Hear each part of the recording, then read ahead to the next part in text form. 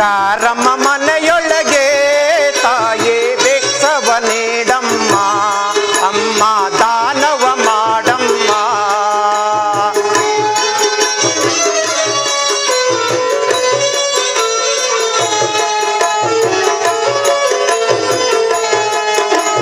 ಯಾರಮ್ಮ ಮನೆಯೊಳಗೆ ತಾಯೇ ಭಿಕ್ಷವ ನೀಡಮ್ಮ, ಅಮ್ಮ ದಾನವ ಮಾಡಮ್ಮ.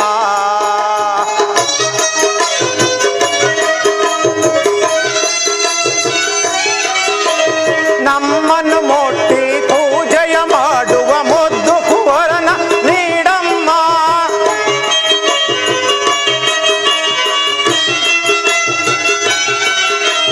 ನಮ್ಮನ್ನು ಮುಟ್ಟಿ ಪೂಜೆಯ ಮಾಡುವ ಮುದ್ದು ಕುವರನ ನೀಡಮ್ಮ.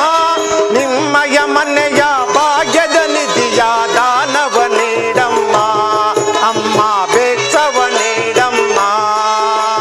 ಯಾರಮ್ಮ ಮನೆಯೊಳಗೆ ತಾಯಿ ಭಿಕ್ಷವ ನೀಡಮ್ಮ, ಅಮ್ಮ ದಾನವ ಮಾಡಮ್ಮ.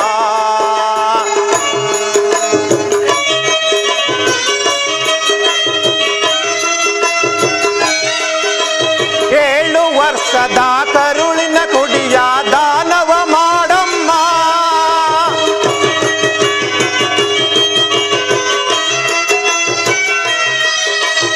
ಏಳು ವರ್ಷದ ಕರುಳಿನ ಕುಡಿಯ ದಾನವ ಮಾಡಮ್ಮ. ನಮ್ಮಯ ಪಾಲಿನ ಮುದ್ದು ಕೆಂಪಣ್ಣನ ದಾನವ ನೀಡಮ್ಮ, ಅಮ್ಮ ಭಿಕ್ಷಯ ನೀಡಮ್ಮ. ಯಾರಮ್ಮ ಮನೆಯೊಳಗೆ ತಾಯಿ ಭಿಕ್ಷವ ನೀಡಮ್ಮ, ಅಮ್ಮ ದಾನವ ಮಾಡಮ್ಮ. ಭವತಿ ಭಿಕ್ಷಾಂದೇಯಿ ಭವತಿ ಭಿಕ್ಷಾಂದೇಯಿ, ಧರ್ಮಗುರು ವರ್ಣ ಭಿಕ್ಷೆ, ಧರ್ಮಗುರು ವರ್ಣ ಭಿಕ್ಷೆ. ಓಹೋ, ಯಾರೋ ಜಂಗಮರು ಕಾರಣಕ್ಕಾಗಿ ಬಂದಿರುವಂತೆ ತೋರುತ್ತಿರುವುದು. ಇರಲಿ ಸ್ವಾಮಿ, ಸ್ವಲ್ಪ ನಿಲ್ಲಿ ಬರುವೇನು. ಇದು ತೆಗೆದುಕೊಳ್ಳಿ.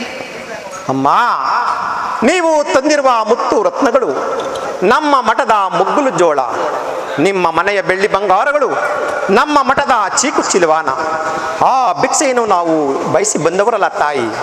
ಏನು, ನಿಮ್ಮ ಮಠದಲ್ಲಿ ಮುತ್ತು ರತ್ನ ವಜ್ರ ವೈಡೂರ್ಯಗಳು ಹೇರಳವಾಗಿರುವವೆ. ಇದಲ್ಲದೆ ನಮ್ಮಲ್ಲಿ ಮತ್ತಾವ ಭಿಕ್ಷೆಯನ್ನು ಬೇಡಲು ಬಂದಿರುವಿರಿ? ಮತ್ಯಾವ ಭಿಕ್ಷೆ ಎಂದು ಕೇಳುತ್ತಿರುವರಲ್ಲ, ನಿಮಗೆ ನೆನಪಿಲ್ಲವೇ?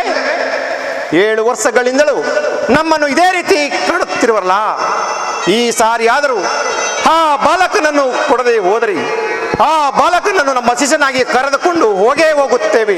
ಇದು ನಮ್ಮ ಕಡೆಯ ನಿರ್ಧಾರ. ಅಯ್ಯೋ, ಏನೆಂಬುದಾಗಿ ಕೇಳುತ್ತಿರುವಿರಿ? ನನ್ನ ಕಿರಿಯ ಮಗನಾದ ಕೆಂಪಣ್ಣನ್ನು ಕೇಳುತ್ತಿರುವಿರಾ?